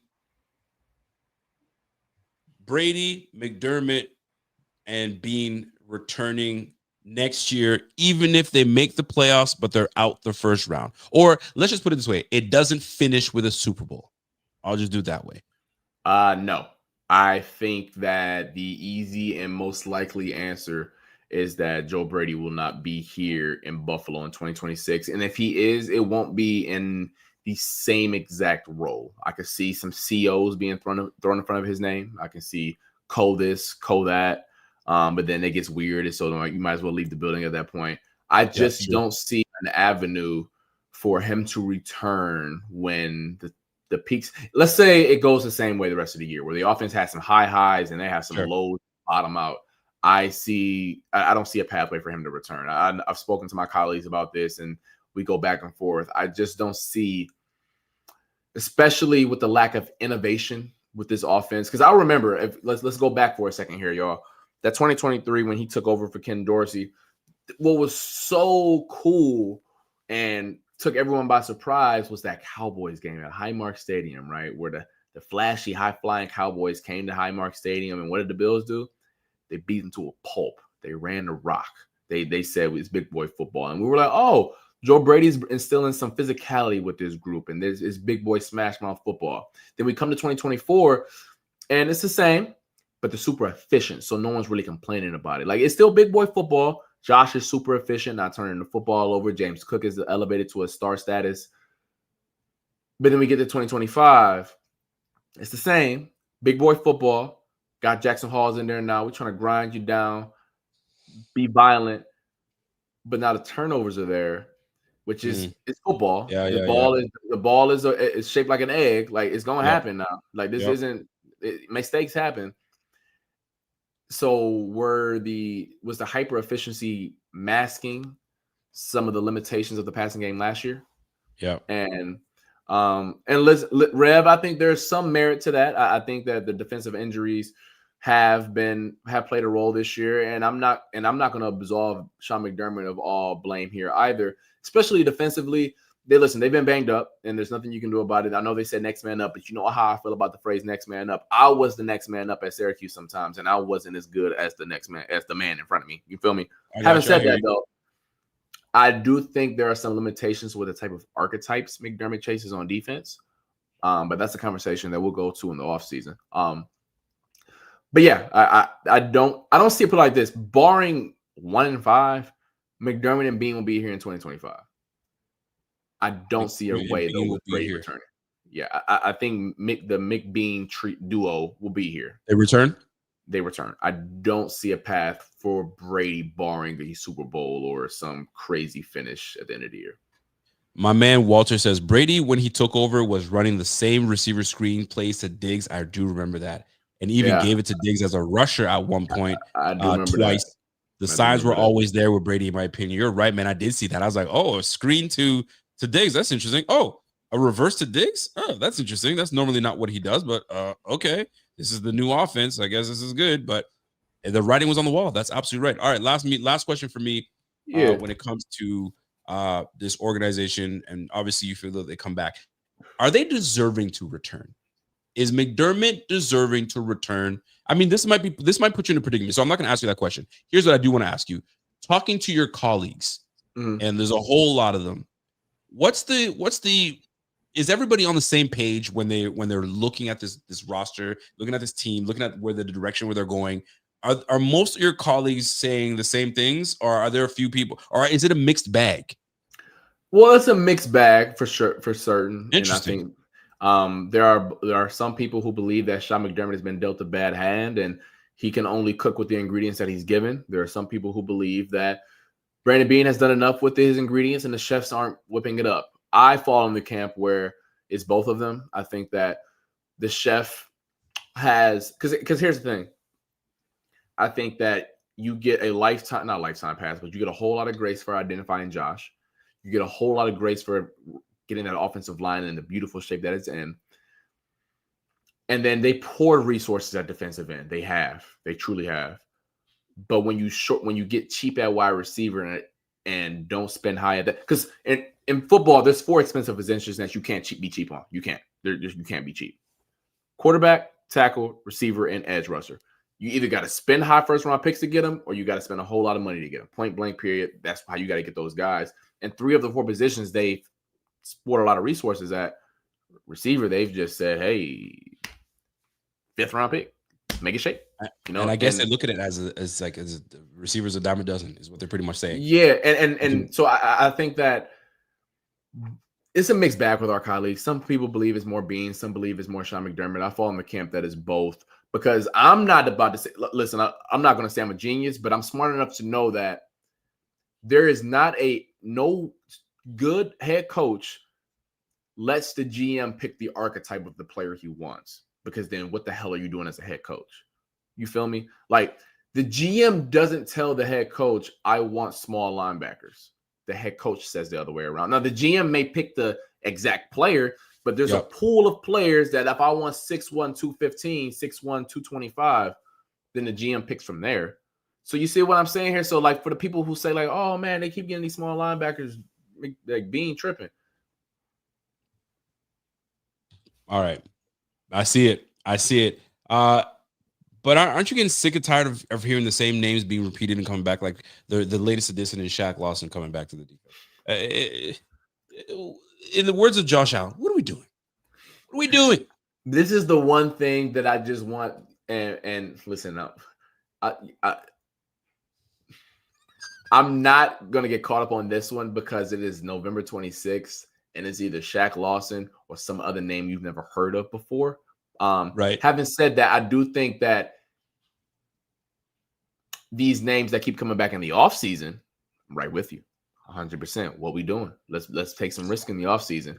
Once we get to week 1, it's hard to onboard guys without a training camp. It's much easier to do so with guys who are familiar, and we can get them on a Tuesday and they know the terminology and they can help us out in some capacity on Sunday. Because let's call it spade a spade here. You ain't finding nobody on November 26th that's going to help you win. That's going to be an S-tier player. You need to make sure that the ship don't fall apart. And listen, TJ Sanders was playing DN last week, y'all. Oh. TJ mother effing Sanders. There was a clip that TJ Sanders got absolutely just. Yeah, I seen that. My gosh. I seen that. I mean, listen, not everybody's going to win a rep. There's going to be reps where like, boo, I got. Yeah, I got moved like furniture out there, boy. Like that was rough, but it is what it is. There is a comment in this, and this is a last bit before you get out of here, because we do want your thoughts on this. I was asked Deshaun Watson his thoughts on to do his first game. Hey, what's your name? Cody? Cody, you funny as hell. You ain't the first one that ever told me I look like Deshaun. I hear that shit all the time. I'm from Cleveland. I'm from Cleveland, Cody, so that's funny. I hear that. Like when I go to the mall in Cleveland, I get people looking at me. I'm like, listen, I'm not on TV in Cleveland, so I know that's not why you looking at me. You looking at me because you think I'm bro, like, or whatever. I thought he was all right. I think that I don't think it's nothing to be like, oh my God, he's the savior, he's the franchise. If you are going to look at first off, the conversation around him is so toxic. It's so exhausting and it hurts my soul. Like, let's just play football. Facts. But if you are the Cleveland Browns, one, why did you draft Dylan Gabriel in the first place?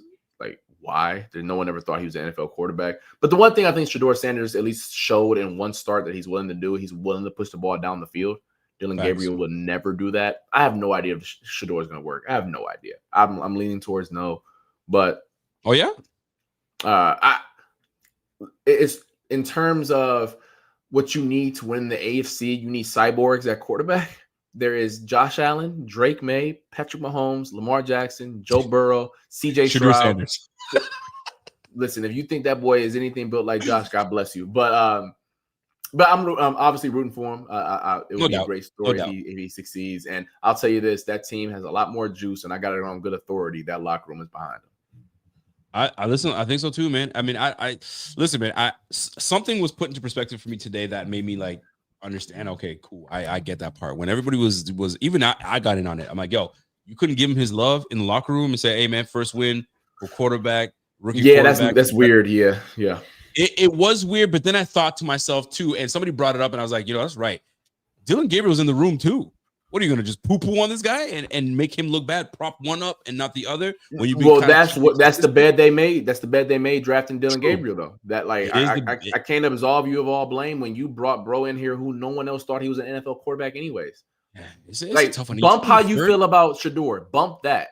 Yeah. Nobody in this chat, nobody in the NFL circle thought Dillon Gabriel was that type of player. So it's not DG's fault. That's what makes it suck. Like Dillon Gabriel, by all accounts, is a great guy.